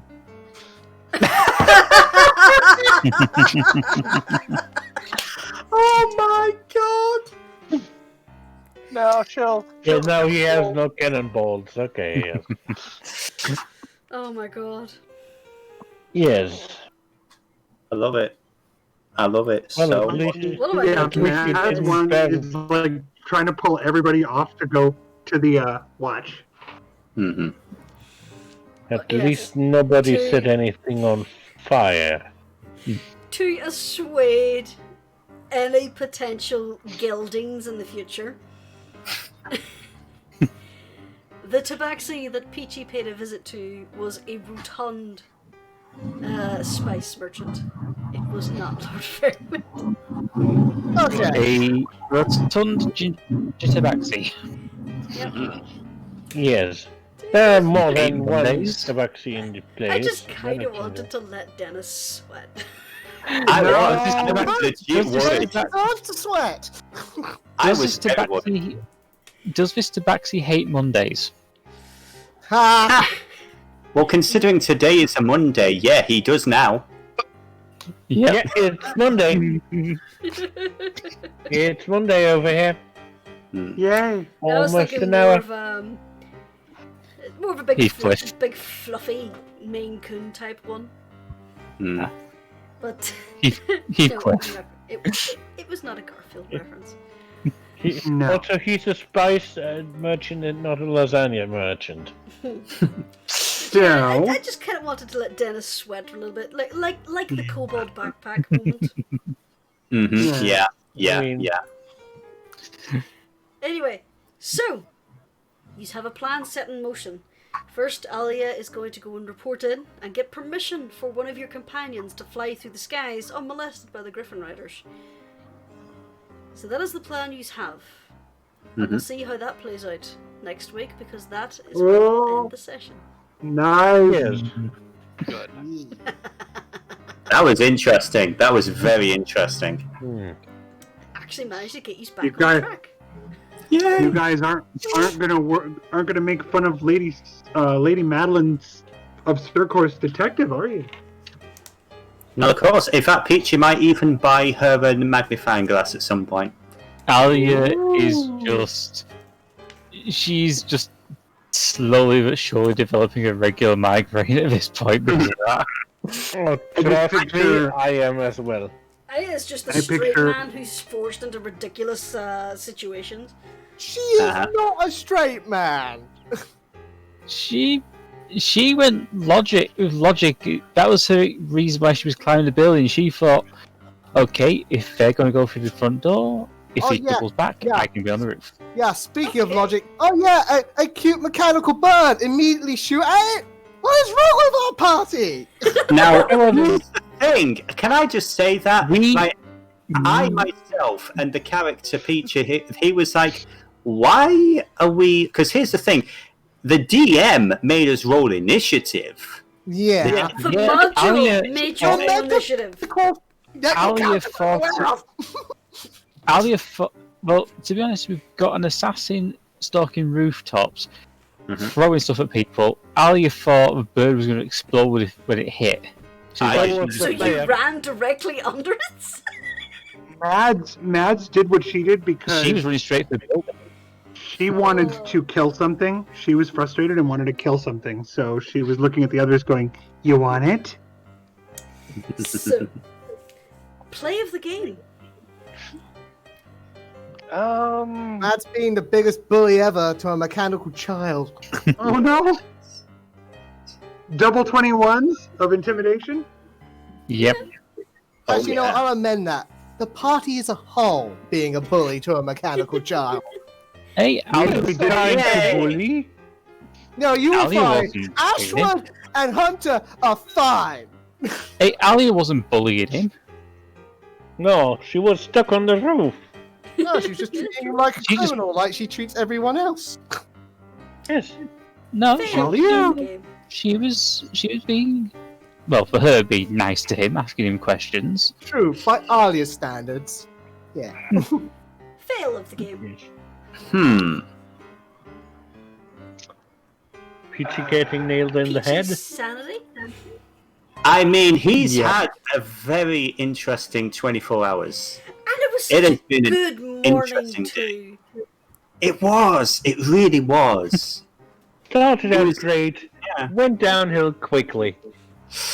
Yeah. But now, I will say this, not to metagame or anything, but now he knows of a place with a wonderful mechanical construct that has a great desire to build other mechanical Yeah. constructs. Yeah, he does. That's why I rolled that insight. Excellent. Yeah, that's why I Yeah. rolled that insight. I was gonna say- I know what Peachy was getting at. Yeah. Yeah, not right now because it's a little early in the day, but he wants to make sure that Nim is nice and safe and taken care of and is left online. So in about 2 months' time, the Zents can liberate him, give him all the tools that he wants. And then create more havoc Questions, because he has no comments, idea. Or theories? The question we're not asking ourselves is who convinced him to do that? Because the mechanical man, who convinced the rogue one to kill a bunch of people? That is a Could good really question. be anyone. If he's anything like his Let's just creator, say- he's phenomenally naive. Yep. Yeah. Let's just say the second Mads mentioned possibility of him hiding in the docks. Yeah, she kind of just went, right, I know who I need to kill now.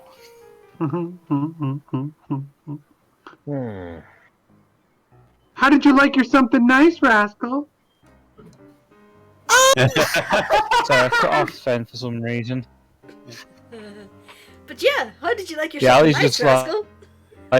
Well, it's hard to comment on it since the character's oblivious of it. And if he wants to stay blissful, he should stay oblivious. Mm. But Because yes, otherwise it's all on him. to confirm, yes, Farron is dead. Oh, What a tragedy. Damn. Couldn't have happened to a nicer guy. Oh dear, how sad. Never mind. Oh my Yeah, you god, the deserve sympathy in that. this party.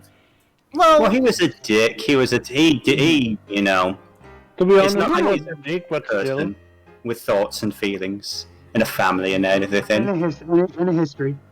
This is business. Why am I flashing back to Zabornak saying, "And you did this for a snack"? Oh, that's brilliant. No. So, going down the list, it's going to be a good night from me, a good night from the source of everybody's headache, Mads, D. Oh, I feel so loved. A good night from traumatizing flashback having halfling Dark Orc. And a good night from me, and don't set anything on fire. No promises. A good night from the Minotaur on the verge of an aneurysm, Dennis. Good night, everybody. A good night from our still love-struck little kitten, Icy. Good night, everybody. A good night from Rascal, slowly climbing the ranks as his competitors burn. I'd also like to amend that to also about to have an aneurysm. Good night, everyone. Why? Why? And lastly, the psychotic watch person climbing the sides of a building like a character out of Assassin's Creed, Sephi. Night. Not even a night, just a night. It was the pause and then the night. I don't know why it was so funny. It was amazing. And It's we'll amazing. see all on Tuesday where Sephi can get some revenge on me and possibly traumatize Persquish with Into the Maelstrom. And we'll see you then. Bye-bye. Night. Good night. Bye. Good. Bye. Chat.